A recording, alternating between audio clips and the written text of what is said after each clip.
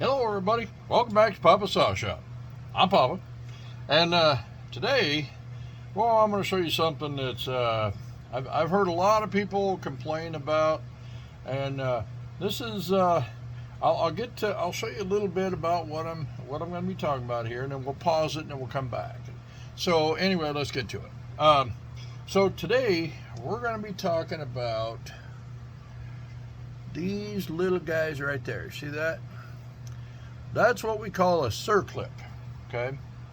Now, I don't know if that's the proper word for it, but that's what everybody calls it. So anyway, I showed you that one there. They go like that, or they look like these little son of a bucks right here. Now, they are, I don't care what anybody tells you. There it is. I don't care what anybody tells you. These things are a pain in the butt to put in. Now, the reason I wanted to show this video is because a lot of people will get a clone saw or whatever, and they just think, how tough could it be? I'll just go ahead and put this cylinder head on here, and how tough could it be? Well, there's always some intricacies to anything you do, and a lot of us can make it look easy because we've been doing it for a while. You know, I mean, even a brain surgeon could make it look pretty doggone easy when he's cutting into somebody's brain, but let you or I do it, and it's going to end up, well, they're going to be clucking like a chicken when they're done. So anyway, this is one of those things that if you've, just because you watch a video, just because you say, how tough could it be? You know what? You could ruin a lot of stuff doing this. So I'm going to show you what this is and what this person made this mistake on, and then if you do make this mistake, how can you fix it? And that, my friends, is the ugly part. Okay, so we get to the nice part first. So what is a circlip and what does it do? So right here is your crankshaft. All right, and this one's got an old nasty piston on it. This one got some water and some rocks in it, and it tore it up, but that we don't care about that. This is just an old piston. So the circlip, you see it right there. See that little ring right here that goes around this? Well, that is this.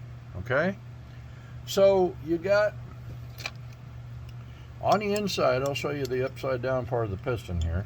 There we go. All right, so in here, without the piston attached, crankshaft looks like that. All right, and then you got, this is not the proper bearing, but we'll just stick it in here just to show you. But you got a bearing that goes inside here. All right, now around that bearing, oh, here's the right bearing, I think. At least go in there. Okay, so that bearing goes in there like that. Okay. Now, just got water dripping on my head. What the hell is that all about? All right, so then you got this guy that slides in there, and of course your piston goes on, and all this is not the right stuff. This is the wrong bearing, the wrong piston for this, but I'm just showing you. Okay. So you put the bearing in there, put a little oil on it, you slide your piston up there, and then this guy goes in between, inside the piston there, and it locks it onto the crankshaft. All right? Now, you've got one other issue that you got to tackle once you get that pin put in there. How do you keep that pin inside that piston without it wiggling around? Well, that's where your circlip comes in. All right, so once you get that pin, I'll back up here a little bit. Once you get that pin put in there, this circlip right here goes into, let me see if I can get her up on the camera. All right, now on this one, you can see right there, come on, focus. Okay, now you can see there's a gap in there. You see that little gap? Right there. if I get my pointer around there, there you go, right there. Okay, inside that little deal right there, there's that little gap. Okay, so that circlip goes in there on both sides, and that holds that pin in place. Now, I hear a lot of guys, we're just going to say guys, I don't know, but I hear a lot of people who will say, you know, the saw ran great till the circlip broke. Now, I have had a couple times where these circlips, that little tab right there, when you put this in here, they're tough as the dickens to get inside that little hole, and you got to make sure that it's in there and it's locked in there, and that's what we're going to get into here in a little bit. But these type of circlips, they're kind of, that tab is bent out on one side. See there? If I hold it like this, you can kind of see. See where that tab's kind of stuck out? Well, it's stuck out on purpose so that you can grab it with your pliers, and then you can get in there and just kind of hook it in there and wiggle it in. Now, if you're putting one of these together, and I hope that you're just not doing it one time and this is your main saw and you say, well, how tough can it be? Because if that's the case, oh, slow down. Because if this is your only saw, it's pretty easy to mess this up. But I'm going to show you one little trick that a lot of people don't do, and that's what messes it up. Okay, now let me get back to this broken circlip thing. All right, now I have seen where that little tab right there will break off. Generally speaking, and I got to tread lightly here because a lot of people, I've been pretty controversial in these videos lately. Doggone it, every time I get on something, every time I make a video, somebody wants to argue with me. I guess that's what happens when you get popular. Yeah, whatever. So anyway, let me shrink my head back down here. All right. So here's the thing. Now I'm gonna lay a little common sense on you. Okay. Now the next time you say, "Oh, that circlip broke," I probably didn't do nothing wrong. It probably did a bad circlip. Just wait a second. Okay. Now I've had in my time, I've had a couple circlips break. And of all the circlips I've ever had break, which, you know, quite honestly is not very many. I mean, you do it right, and you do it right every single time, and you'll be okay, you know. And once you do a few of them, and once you break one or two, you go, okay, well, didn't do that right. Here's the thing. So I'm going to put this up here just to show you the common sense of this. All right. Now, when this ring is inside the piston, all right, there's no friction against this thing. It just pushes, that pin just pushes towards it. So it's generally speaking, this right here isn't going to break. All right, you might have this piece, that center piece right there, you might have that break off. Now I'm going to show you a couple things here that's going to help you out with that. All right, now first of all, what I'm going to tell you is to prevent a circlip from breaking off.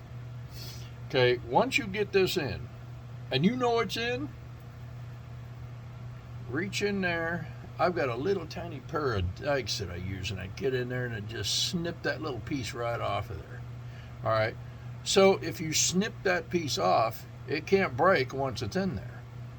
You've taken it out. All right, and then you just have that ring. Okay, so that's one way. All right, the other way, this is the most important. Okay, now this one, okay, you can see that circlip's already in there. Okay, now you put that circlip in there. What I want you to do, when you got one side in, what I want you to do is I want you to take a screwdriver or a poker, some kind of a something. Before you put everything in there, stick it in there and push against that thing. Now you are not going to want to push against that thing. You know why? Because if you got it wrong, it's going to fly out of there. So put your hand over it. And every time I do this, every time I put a Circlip in and then I push against it and I go, oh God, please stay. And so you push against it, you know, once you get used to putting them in there, they pretty much stay. I mean, you know. But anyway, just push against that thing. Make sure that it's in that slot. I see that more times than any, that somebody say, oh, the Circlip broke. No, not really. You didn't have it where it should be. And I'm going to show you how I see that. All right, now when you put the other side in, okay, now when you got this in the engine on the crankshaft, you go, well, how can I push the other side? How am I going to know? All right, well, you get in there with your poker, and you need something a little smaller than this. But you get on that, doggone it. This guy is going to be up inside there, okay?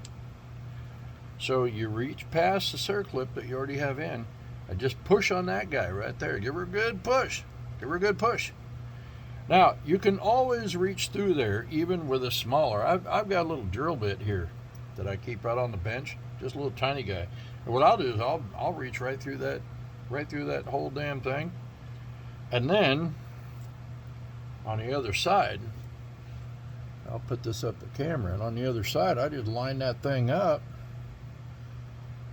See there? And I just push it from the other side. Okay? So you can do that. But just you see the point I'm trying to make here. Make damn sure that those Circlips are in where they belong. Not just they look good. You know, this is not one of those things where you put it together and you go, oh, well, that looks fine. Now let's keep on going. No, stop. This is the heart of the engine. Make sure it's right. So it takes a little more time, you know, to make sure that those Circlips are in there and that they're not going to come out. But I'm telling you what, friends and neighbors, if those Circlips are not in right and they're not done right, the saw is worthless. And it's a son of a buck to get the damn thing apart. All right. So once you get those in there, then, and if you don't have some, get some. Don't do this job without this. Okay. But I don't want to grab and get away from the camera. But what I'm going to say is, if you don't have a small pair of dikes or something that you can get in there and clip that thing off, then get some. Don't do this job unless you got a little pair of dikes that you can get in there and snip that thing off, because that's the weak part right there. That little tab, that's the weak part. So get that out of there. Okay, now you say, well, what if I need it? You don't need it. It's inside the engine. And if the engine blows up at some point, that's what that little hoodly-doo right there is. You get your tiny little screwdriver and you just pluck it back out of there. So don't be dumb and ask me, well, what if I need that tab? Because you don't need that tab. All right? All right, now, let's put that up here. Now I'm going to show you what happens when you don't do all that. And this is ugly, okay? Let me just prepare you, friends and neighbors. This ain't pretty. All right, I'm going to get you switched around here. Ooh, doggy. Look at what we got here. All right, so I got a screwdriver crammed in a hole that a screwdriver should never be in. I got another screwdriver up here. Now, why am I not using a chisel? Okay, well, because I use these two old screwdrivers, and they've been around for a while, and this one here, I've beaten the crap out of it, and it seems to just hold up, and this one here is an old Stanley, and I don't care if it breaks. But the reason that I use screwdrivers is because the handle is going to cushion the blow a little bit, all right, because you're working with everything aluminum here. Okay, so if you have, if you stick a chisel down in there that'll fit down in there, and you smack it with a chisel, and then you pop a hole right through the cylinder or through the piston, and that doesn't help anybody. So the point is to try and get this damn piston out of here. Now, you might have seen it a while ago, just a second ago, when I flipped this thing up, but you see that? See what's hanging out down there? That would be the Circlip. Now, look at the bottom of that piston. I did not do that to the piston. That is the damage that a Circlip can do once a piece of it, I've been pulling pieces of that thing out of there ever since I started this. But that's the damage that a Circlip can do. Once it gets down inside that engine, it'll just shoot around there like a popcorn fart. So, all right, so I'm going to pause this for a second. I'm going to get this cylinder separated from this piston, and then I'll show you what the inside looks like, and we'll see what those Circlips and bearings look like. So I'll be right back. All right, so we're back, and we got it out. Boy, now this is not from the screwdriver. I'm not sure. Just want to show you this. Boy, there is, looks like I put some kind of a sealant on the cylinder head. But you got all these dings down in here.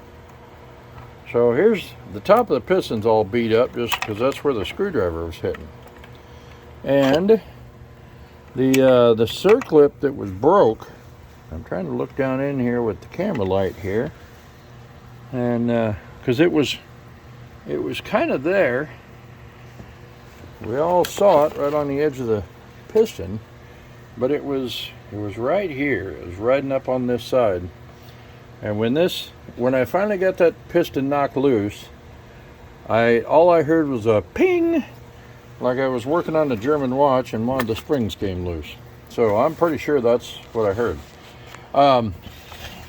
So let's see where the Circlip was at.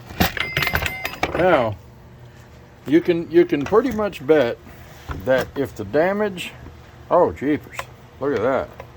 So most of the damage is on this side of the piston, and if you look inside there, let's see if I can get you past. Oh, look at there, Circlip's missing. So that Circlip is out here on the bench somewhere, long gone. And this is why it was so hard to get the piston out of there, because a piece of it was stuck there, and a piece of it was stuck there, and a piece of it was stuck here, and the rest of it went down inside the engine and just started demolishing things. So I'm pretty sure that's gonna be I don't really understand. Well, wait a minute here. I was gonna say I really don't understand how these marks would get on this side. The only thing I can think of is that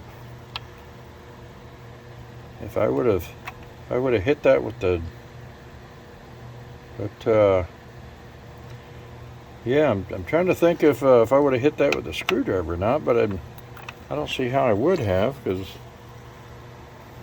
this would have been here and we're going in from the top. So but anyway, we'll sand that down a little bit and that'll be fine. But the other thing is, boy howdy, look at how long those doggone, I think somebody might have lost the original cylinder head bolts, but I don't know, that seems a little extreme.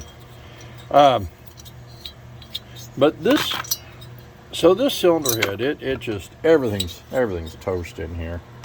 Now on the top of that, you see those dots in the top of there? So those dots would be where a piece of that Circlip first came up, and you can actually see a ring right down in the body. See that ring right down in the center? There you go, you can see it right there. It actually caused an indent that when the explosion happened, when that Circlip first came loose, it imprinted it right into it before it started traveling around. So when you talk about Circlips breaking, let's look at this side. Well, see, that one's in there. The tab's on there, and boy, there's a scratch in this side. So that piece must have came over and got into this too. But I mean, obviously it'll do a world of damage. I'm going to reach in here and I'm going to show you how these things hold this in place. I'm just going to see if I can pop that out of there. Oh yeah, it just fell right out. Look at that. Look at that. Didn't have to do anything. Everything just came right out of there. So, oh, there's that piece of Circlip right there. Look at that, what I found on the bench. There's what's left of it. So, now here's the weird part, friends and neighbors. Look at that. Now, I've been doing this long enough to identify what exactly is going on here. There's your tab right there. That's the tab that I was saying break off when you get it all done. So when you say, well, it broke, well, I don't know. Think about seeing this picture of that little tab right there. So anyway, I get you turned around here. I'm gonna wrap this thing up, but I just wanted to show you this for a couple reasons. Okay. Number one, there again, like I said, there are some intricacies, even to fixing an old chainsaw. You can just, oh, how tough can it be? Well, if you don't know and you don't do it every day, yeah, it can be kind of tough. And it's no insult to anybody's intelligence or anything like that. I mean, if you cut wood for a living, and I haven't cut wood for, I don't know, at least 10 years. I mean, 20 years, maybe, professionally. If you've just been cutting wood for the last 20 years professionally, and you take me back out and say, well, keep up with me, old man, well, you're going to make me look pretty stupid. So that's the point, is don't let your ego get the best of you with some of this stuff. I mean, we all got to stay in our lane. So that's the first thing. If you have any doubts, if you watch me on this video and you go, well, I don't know, sure he'd screw up my saw, well, then don't. But if you do know about this, if you do know how to do that kind of thing, there's a little bit of advice to get you through for next time and kind of show you what happens when you don't. So anyway, I got about 22 minutes on this stupid thing, and here I am jibber-jabbing all day. So I'm going to let you go. Hope this helps. And once again, be careful out there. There's somebody there. Doggone it, somebody texting me. Anyway, be careful out there, and happy motoring.